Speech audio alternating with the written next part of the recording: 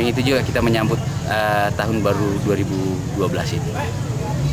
Ulang tahun Kodam Iskandar Muda, kemudian Hari Juang Kartika, itu Hari Angkatan Darat.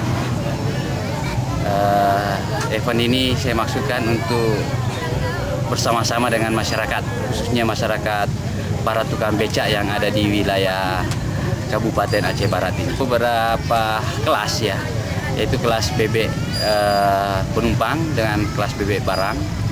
Ada kelas motor besar barang, ada kelas motor besar penumpang serta estafet. Piala yang diperebutkan, Pak? Ada piala bergilir maupun piala tetap. Tujuan kita berikan beras.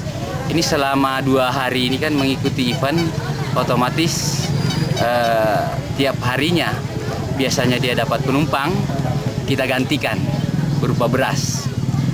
Jadi dia sudah tidak berpikir bahwa untuk hari ini untuk mencari uang untuk anak istrinya, karena sudah ada beras kita siapkan untuk setiap peserta.